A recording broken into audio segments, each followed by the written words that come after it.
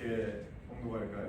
고린도 후서 4장 3절에서 7절까지의 말씀 시작. 만일 우리의 복음이 가리었으면 망하는 자들에게 가리어진 것이라. 그 중에 이 세상의 신이 믿지 아니하는 자들의 마음을 혼미하게 하여 그리스도의 영광의 복음의 광채가 비치지 못하게 함이니, 그리스도는 하나님의 형상이니라. 우리는 우리를 전파하는 것이 아니라 오직 그리스도 예수의 주 되신 것과 또 예수를 위하여 우리가 너희의 종된 것을 전파함이라. 어두운데 빛이 빛이라 말씀하셨던 그 하나님께서 예수 그리스도의 얼굴에 있는 하나님의 영광을 아는 빛을 우리 마음에 비추셨느니라. 우리가 이 보배를 진리그릇에 가졌으니 이는 심히 큰 능력은 하나님께 있고 우리에게 있지 아니함을 알게 하려 함이라. 아멘. 하나님의 말씀입니다. 잠시 기도하겠습니다. 아버지 하나님, 대강절 2주차를 맞이하여 주님 앞에 나와 예배 드릴 수 있도록 인도해 주신 은혜를 감사합니다. 사랑하는 우리 이장로님 기도하신 대로 주님, 이 시간 말씀이 우리 가운데 심령의 골수를 찔러 쪼개는 귀한 복된 말씀이 될 수 있도록 전하는 자나 듣는 자에게 은혜와 능력을 베풀어 주시길 원합니다. 이 자리에 참여하지 못한 성도님들 동일한 말씀으로 은혜를 베풀어 주시길 간절히 원하고 예수님의 이름으로 기도합나이다. 아멘. 할렐루야. 아멘. 아멘. 오늘은 대강절 2주차를 맞이했습니다. 지난주에는 대강절 1주차였죠. 그래서 요한복음 1장의 전반부의 말씀을 가지고 항상 우리 가운데 거하시는 하나님, 아멘, 말씀이 기억나시나요? 과거에 2000년 전에 세례 요한이나 사도 요한은 직접 예수님을 만났습니다. 그래서 그들은 예수님을 직접 만져보기도 하고 직접 음성을 듣기도 하고 예수님의 능력을 체험하기도 하고, 그래서 그들은 예수님께서 하신 그 사역을 경험했기 때문에 충분히 예수님에 대해서 증언할 수 있는 능력이 있었고 자격이 있었죠. 그러나 이 시대에 우리들은 예수님을 직접 눈으로 본 경험이 없지요. 다만 성경에 기록된 그 예수님에 관한 말씀, 예수님이 어떤 분이신지, 예수님이 어떤 능력을 베푸셨는지, 예수님과 우리의 관계가 무엇인지, 복음을 들음으로 말미암아 예수님이 누군지를 간접적으로 알게 되고, 또 성령께서 우리의 영안을 여셔서 우리가 예수님이 참으로 주님인 것을 알게 하심으로 우리가 예수님을 구주로 영접하고, 또 그뿐만 아니라 성령의 인도함을 따라 우리가 비록 예수님을 직접 경험하지 않았지만 육체적인 경험이 있기 때문에, 육체적인 경험은 경험하지 않았지만 영적인 경험으로 말미암아 우리가 예수님을 진정으로 마음에 주님으로 모시고, 또 주님을 비록 부족하지만 열심히 주님을 증언하는 일에 우리가 부르심을 받고 또 부르심에 순종하게 된 줄로 믿습니다. 아멘. 그래서 가장 중요한 것은 무엇입니까? 예수님이 과거의 사도들의 주님, 세례 요한의 주님뿐만 아니라 함께 따라서 하시면 좋겠습니다. 나의 주님, 나의 하나님, 그런 신앙 고백이 우리 가운데 있어야 될 줄로 믿습니다. 주님이 멀리만 계시는 것이 아니라 우리 안에 성령으로 말미암아 우리 안에 거하신다. 임마누엘의 주님이시다. 예수님은 나와 함께 늘 계시기 때문에 내가 느낌으로, 눈에 보이지 않지만 느낌으로 사는 것이 아니라 어린아이처럼 부모님을 눈으로 보지 않으면 불안해하죠. 부모님이 자기 앞에 보여야만이 안심을 하고 평안을 누리는데, 우리는 그런 어린아이의 수준이 아니라 눈에 보이지 않지만 느낌이 아니라 믿음으로 말미암아 성령으로 말미암아 예수님이 나와 함께 하시고 나의 인도자가 되시고 끝까지 예수님의 재림의 날까지 우리를 끝까지 인도하시기에 우리는 담대히 신앙생활을 해야 될 줄로 믿습니다. 그 신앙생활 가운데 가장 중요한 것은 예수님을 내가 전하는 것이며 집에서나 가정에서나 직장에서나 또 사이에 어디 있든지 간에 여행 중에 있을지라도 늘 예수님을 전하는 저희들이 되기를 간절히 원합니다. 아멘. 어제는 비록 추운 날씨이지만 연말이고 또 휴가를 맞이해서 여행 온 사람들이 참 많았습니다. 메나다에 어제도 나갔는데요. 그 중에 두 아이를 데리고 온 그 아빠가 눈에 띄길래 이제 인사를 하고 예수님을 전했는데 나중에 그가 저에게 물었던 질문이 하나 있어요. Are you Mormon? 당신은 혹시 몰몬교도 아닙니까? 몰몬교도입니까? 이렇게 저에게 질문을 했어요. 좀 뭔가 예수님을 전하긴 전했는데 혹시나 이단인 몰몬이 아닌가 제가 조금 걱정이 됐는지 염려가 됐는지 질문해서 저는 몰몬교도가 아닙니다. 저는 여호와의 증인도 아닙니다.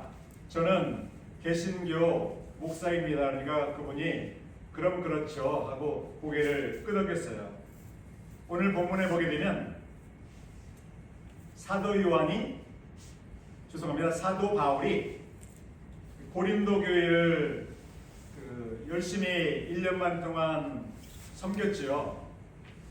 그리고 그가 또 다른 선교 지역으로 여행을 가게 되고 그 사이에 고린도 교회에 어려움이 찾아와서 이제 사도 바울이 고린도 교회를 섬길 때 개척을 하고 섬길 때 증거했던 그 복음들이 훼손이 되는 일이 벌어졌어요. 그래서 사도 바울을 마치 사도가 아닌 것처럼 비판하는 사람도 있었고 사도 바울이 증거했던 복음을 불신하는 사람들이 있었어요. 그래서 그런 관계로 인해서 사도 바울이 마음의 상처를 경험했어요. 그러나 시간이 지나면서 하나님의 은혜로 말미암아 그들이 회개하고 또 사도 바울을 진정한 사도로 다시 영접하는 일로 말미암아 큰 위로를 받았다. 1장에 보게 되면 하나님의 위로를 받았다. 여러분도 큰 위로를 받았습니다. 그래서 왜 그런 일들이 시행착오들, 복음을 전했음에도 불구하고 또 복음을 들었고 예수님의 주님 되심을 그들이 영접하고 또 성령의 세례까지 받아서 은사들도 풍성하게 있었던 교회임에도 불구하고 왜 그러한 아픔이 있었는가? 왜 무엇 때문에 그런 아픔이 있었는가? 그 이유는 무엇인가 하면 오늘 읽지는 않았지만 고린도후서 4장 2절에 보면 이 원인을 말씀하고 있어요. 이에 숨은 부끄러움의 일을 버리고 속임으로 행하지 아니하며 하나님의 말씀을 혼잡하게 하지 아니하며 그 말에 단서가 있어요. 왜 고린도 교회가 그러한 불상사가 사도를 배척하고 또 혼란이 있고 다툼이 있고 당파가 이루어지고 서로 하나가 되지 못하는 그러한 침체되고 정말 와해되는 그러한 교회가 일시적으로 벌어졌는가? 그런 분위기가 이루어졌는가? 하나님의 말씀을 혼잡하게 하지 아니하고 사도 바울은 하나님의 말씀을 혼잡하게 하는 사람들이 그 교회에 있었던 거죠. 그 교회에 출입함으로 말미암아 하나님의 말씀을 혼잡하게 했던 일이 있었기 때문에 귀가 약한 사람, 복음에 열중하지 않고 세상 말에 귀 기울이는 사람, 여전히 한 발은 교회에 또 한 발은 세상에 두고 있던 사람들이 미혹을 당한 일이 벌어진 것을 우리는 짐작할 수 있어요. 하나님의 말씀을 혼잡하게 한다는 말은 무엇입니까? 제가 왜 몰몬과 여호와의 증인을 말씀드리냐면 그들과 같은 사람들이에요. 하나님의 말씀을 혼잡하게 한다는 것은 여호와의 증인들이 또 몰몬 교도들이 집을 방문하죠. 집집마다 2명씩 짝을 지어서 방문할 때 어떻게 하는가? 하나님의 말씀을 잘라서 전해요. 파는 거예요. 하나님 말씀을 자신의 이익을 위해서, 자신의 유익을, 돈을 위해서, 자신의 육적인 유익을 위해서 하나님 말씀을 팔아먹는, 그것도 어떻게 팔아먹는가? 잘라서, 짜집기해서 온전한 하나님의 말씀을 전하는 것이 아니라 잘못된 부분들을 짜집기해서 문맥에 벗어나서 하나님의 말씀을 선포하는 거죠. 문맥에 의하면 이 말씀은 반드시 이러한 뜻을 갖고 있는데 그렇지 않은 거죠. 예를 들어서 골로새서 1장에 보게 되면 예수님에 대해서 증거할 때 이렇게 증거해요. 예수님은 세상 만물보다 먼저 나신 자다, 이렇게 되어 있잖아요. 골로새서 1장에 보게 되면. 그런데 그 부분만을 보게 되면 예수님은 꼭 피조물 같아요.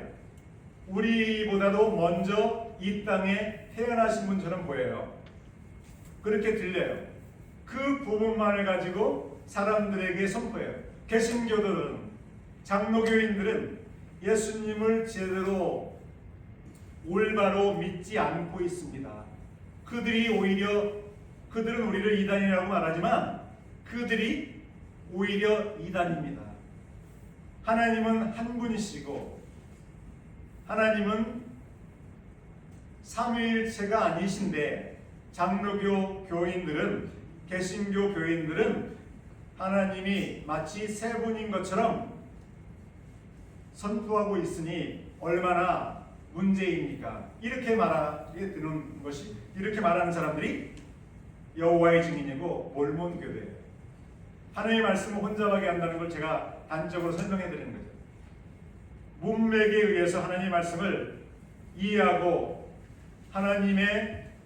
예수님의 신성을 이해하는 것이 아니라 하나의 짧은 그 구절을 가지고 문맥에서 벗어나는 말씀을 가지고 사람들에게 선포함으로 말미암아 사람들로 하여금 예수님이 누구인지를 오해하게 하고, 예수님이 비록 거룩하신 분이지만, 흠이 없고 죄가 없는 분이지만 그분도 우리와 똑같은 피조물입니다라고 가르치는 것이 하나님의 말씀을 혼잡하게 하는 거예요. 그러한 사람들이 교회에 들어와서 말씀을 선포함으로 말미암아 교회가 진정한 진리의 말씀을 저버리고 혼탁한 말씀, 미혹의 말씀을 받아들임으로 말미암아 사도를 부인하고 사도를 배척함으로 한때 그 교회가 어지러운 가운데 있을 때 사도 바울이 눈물로 기도하는 가운데 그와 함께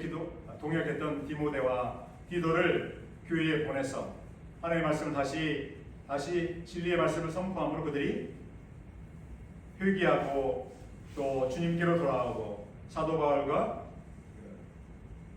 다시 화목함으로 교회가 안정적으로 서게 되는 그 내용이 고린도 후서의 말씀이에요. 그래서 골로새서 1장 15절에 보니까 그는 보이지 아니하는 하나님의 형상이시요 모든 피조물보다 먼저 나신 이시니, 이것만 보면, 이 부분만 보면 예수님이 피조물인 것처럼 보여요. 그러나 16절 만물이 그에게서 창조되되, 아멘, 만물이 예수님으로부터 창조되었다. 그것은 무엇을 말씀합니까? 예수님은 육신적으로 본다면 예수님 육신적으로만 본다면 만물보다 먼저 나신 분이에요. 그러나 예수님은 하나님과 함께, 아버지와 함께 태초 이전에 창조주 하나님으로 계시되 그분으로 말미암아 온 만물이 창조되었다. 하늘과 땅에서 보이는 것들과 보이지 않는 것들과 혹은 왕권들이나 주권들이나 통치자들이나 권세들이나 만물이 다 그로 말미암고 그를 위하여 창조되었다. 골로새서 1장 6절의 말씀이죠. 제가 왜 자꾸 반복해서 말씀드리는가? 예수님은 하나님이시다는 것을 우리는 확실하게 인식하기 위함입니다. 아멘. 대강절을 우리가 지키는 것은, 대강절은 7대 명절 중에 하나가 아니죠. 구약 성경에 7개의 명절을 하나님께서 제정하셔서 그들로 하여금 7대 절기를 지키도록 요구하셨어요. 그것은 바로 예수님을 가리키는 그런 명절들이에요. 우리는 추가적으로 대강절이나 성탄절을 지키죠. 몰몬이나 여호와의 증인들은 이상하게도 대강절, 성탄절을 안 지켜요. 특별히 여호와의 증인은 절기들을 안 지켜요. 또 성탄절이 12월 25일로 지키는데 성탄절이 12월 25일이 될 수 없다라고 또 반박하죠. 그들이 왜 그렇게 절기들을 부정하는가? 예수님에 관한 그러한 신성을 부인하기 위함이죠. 오늘 본문 고린도후서 4장도 그렇고 또 요한복음 1장도 그렇고 여기서 강조하는 것은 무엇입니까? 우리로 하여금 예수님이 어떤 분인지를 정확히 알 수 있도록 증거하기 위함이죠. 요한복음 1장에 보게 되면 5절에 보게 되면 빛이 어둠에 빛이 돼 어둠이 깨닫지 못하더라. 그 빛은 우리의 지구를 비추고 있는 그런 태양빛이나 또 지구를 돌면서 밤의 지구를 비치는 달빛을 말씀하는 것이 아닌 것을 여러분 아시죠? 아멘. 그 빛은 어떤 빛인가? 오늘 본문 고린도후서 4장 6절에 보니까 함께 다시 한번 읽어볼까요? 6절 시작. 어두운 데에 빛이 빛이라 말씀하셨던 그 하나님께서 예수 그리스도의 얼굴에 있는 하나님의 영광을 아는 빛을 우리 마음에 비추셨느니라. 오늘 제가 요절로 기록했는데요. 어두운 데에 빛이 빛이라 이렇게 말씀하신 분이 누구입니까? 하나님이시죠. 그 하나님이 언제 어두운 데에 빛이 빛이라 말씀하셨습니까? 영어 성경에 보게 되면 그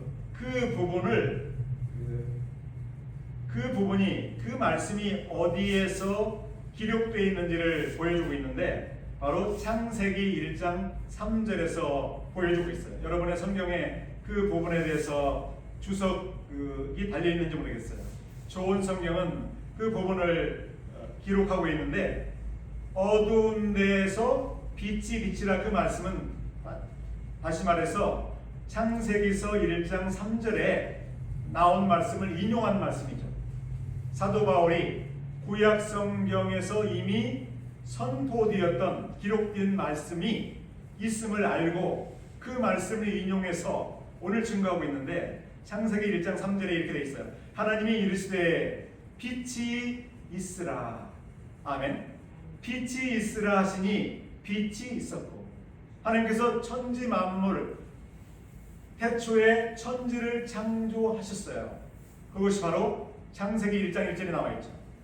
하나님께서 말씀으로 천지를 창조하시고 나서 그 상황이 어떤 상황이었는가? 2절에 보면 땅이 혼돈하고 공허하며 흑암이 깊음 위에 있고 하나님의 영은 수면 위에 운행하십니다.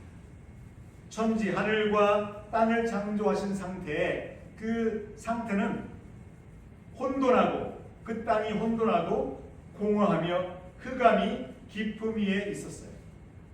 그 상황 가운데서 하나님께서 말씀하신 내용이 무엇인가? 빛이 있으라. 함께 따라서 하실까요? 빛이 있으라. 아멘. 그 빛이 어떤 빛인가? 그 빛은 14절에 이렇게 기록되어 있어요. 하나님이 이르시되 하늘의 공창과 광명체들이 있어 낮과 밤을 나뉘게 하고 그것들로 징조와 계절과 날과 해를 이루게 하라. 또 15절 또 광명체들이 하늘의 공창에 있어 땅을 비추라 하시니 그대로 됩니다. 땅을 비추는 광명체들이 있는데 바로 해와 달과 별이죠. 그 해와 달과 별은 땅을 비춰요. 그런데 3절에 나오는 빛이 있으라, 이 말씀은 그 빛과 동일한 말씀인가요? 전혀 동일한 말씀이 아니죠. 그 땅이 혼돈 가운데, 공허한 가운데, 흑암 가운데 있을 때 하나님께서 빛이 있으라 하신 그 빛은 무엇을 상징하는 것일까요? 무엇을 가리키는 빛일까요? 오늘 고린도 후서에서도 증거하고 지난주에 함께 상고한 요한복음 1장에서도 증거하고 또 요한 1서에서도 증거하죠. 요한 1서에 보게 되면, 요한 1서 1장 5절에 보게 되면 하나님은 빛이시라. 아멘. 여호와 하나님은 사랑이시다. 여호와 하나님은 빛이시다. 여호와 하나님은 우리의 아버지시다. 이런 말씀들을 성경에서 증거하고 있어요. 그 어두운데 빛이 빛이라 그 말씀하셨던 그 하나님께서 말씀하셨던 그 빛은 누구를 가리키는가? 누구를 가리킬까요? 바로 예수 그리스도를 가르치는 줄로 믿습니다. 아멘. 그 하나님께서 그 어두움 가운데 혼돈하고 공허하고 흑암이 깊음 가운데 있을 때 빛으로 임하셨음에도 불구하고 구약 시대의 사람들은, 이스라엘 백성들은 마치 소는 자신에게 먹이를 주는, 여물을 주는 임자를 아는데 이스라엘 백성들, 내 백성들은 나를 알지 못하노라. 호세아 선지자의 입술을 통해서 또 하나님께서는 증거하셨어요. 호세아서 6장에 보게 되면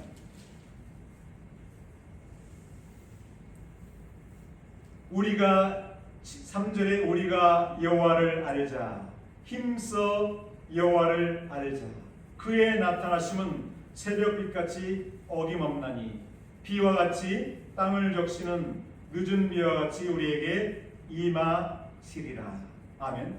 여호와 하나님이 어떤 분인가? 그분은 새벽 빛같이 어김없이 우리에게 임하시는, 참으로 변치 않게 우리에게 빛을 비추시는 하나님이신데, 이스라엘 백성들이 여호와 하나님과 언약을 맺었죠. 할례로 말미암아 아브라함의 후손인 이스라엘 백성들, 야곱 이스라엘의 백성들, 12지파의 백성들 후손인 이스라엘 백성들은 여호와 하나님과의 언약을 체결했어요. 할례를 통해서. 그럼에도 불구하고 여호와 하나님을 배반한 거죠. 마치 아내가 남편과 결혼했어요. 신랑이 신부와 신부가 신랑과 결혼했어요. 언약을 맺었죠. 100년 가약을 맺었죠. 그런데 어느 날 호세아에서 기록되는 걸 보면 여인이 남편을 배반하죠. 그죠? 그래서 언약을 깨뜨린 것처럼 이스라엘 백성들은 여호와 하나님과의 피의 언약을 깨뜨리고 우상을 숭배하게 돼요. 얼마나 안타깝고 얼마나 가슴 아픈 일입니까?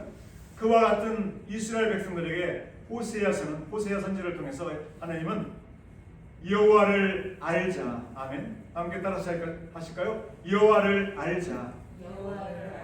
힘써 알자. 여호와 하나님께서 빛으로 임하시고 변함없이 빛을 비추심에도 불구하고 이스라엘 백성들은 여호와 하나님을 알지 못했어요. 여전히 어두움 가운데 거하며 하나님의 마음을 아프게 했기에 그 여호와 하나님께서 보내신 분이 바로 예수님이시죠.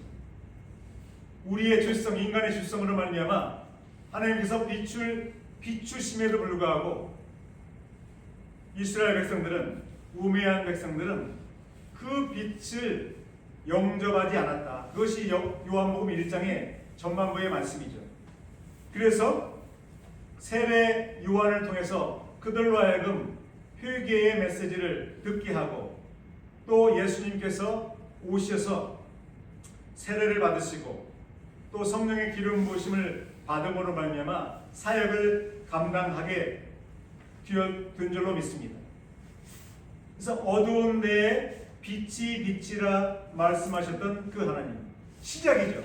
태초에 천지 만물을 창조하시고 이 땅 가운데 빛이 있으라 예수님의 빛을 계획하시고 또 빛을 선포하셨는데, 여전히 어두운 가운데 그들이 살고 있을 때 하나님께서 예수 그리스도를 보내셔서 어두움 가운데 방황하는 그 백성들로 하여금 거듭나게 하신 거죠. 무엇으로 말미암아 그들이 거듭날 수 있었습니까? 예수님의 십자가의 대속의 사건으로 말미암아 그들의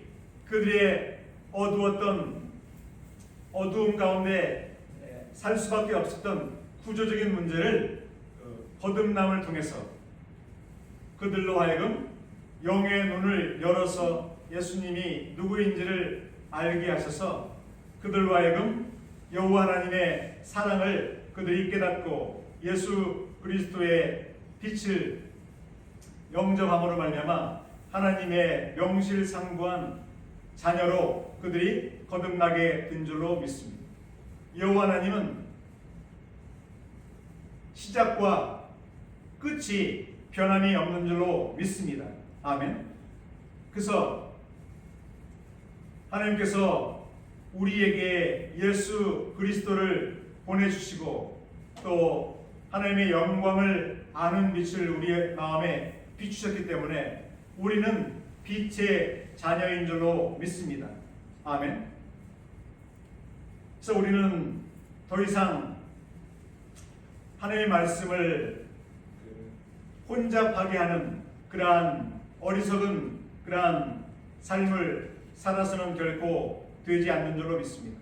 우리의 마음에 하나님께서 성령으로 말미암아 우리의 마음에 사랑을 부어 주셨기 때문에 우리는 여호와의 하나님의 크신 사랑을 이미도 경험했기에 우리는 더 이상 방황하지 않고 이 땅 가운데 우리가 눈에 보이는 일로 말미암아 우리가 방황하지 않고 초지일관 여호와 하나님의 그 크신 사랑을 받은 사람으로서 끝까지 그 사랑을 실천하는 그러한 우리가 되어야 될 줄로 믿습니다. 우리의 삶 가운데 경험되어지는 그 갈등들이 얼마나 많습니까? 가족 간의 갈등, 또 형제 간의 갈등, 또 직장 안에서의 갈등, 또 이러한 사회적인 갈등, 정치적인 수많은 갈등들이 우리의 마음을 아프게 하고 또 우리를 방황하게 하고 우리를 낙심하게 하지만 사도 바울처럼 비록 그가 사도로서의 그 직분을 끝까지 변함없이 지킬 수 있었던 그것은 어려움 가운데서도 그가 하나님께서 그에게 부어주신 진정한 그 사랑을 그가 체험했기에 낙심하지 않고 끝까지 주의 백성들에게 하나님의 진리를 끝까지 증거함으로 말미암아 결국은 고린도 교회가 회개하고 돌아온 것처럼 우리도 사도 바울의 모범을 따라 우리에게 맡겨주신 직분들을 끝까지 감당해야 될 줄로 믿습니다. 아멘.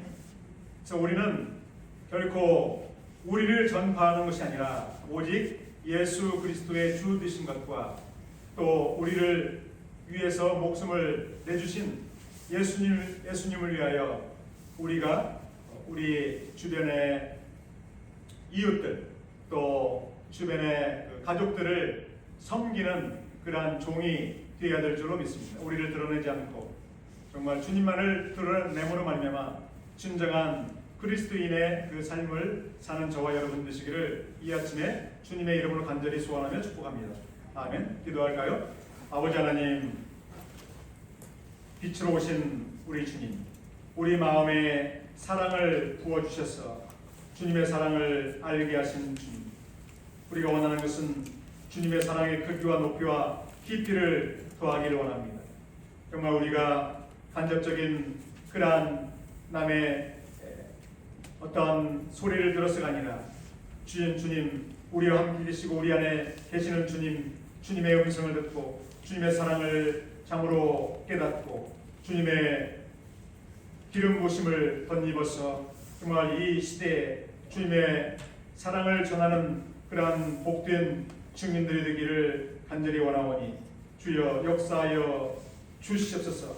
눈에 보이는 것으로 말미암아 좌절하지 않고 살아계시며 우리와 함께 계시며 우리 안에 계시는 주님만을 늘 의지하며 주님과 교통하는 가운데 주님의 이름을 증거하며 주님을 높이는 복된 주의 백성들 될 수 있도록 인도하여 주옵소서.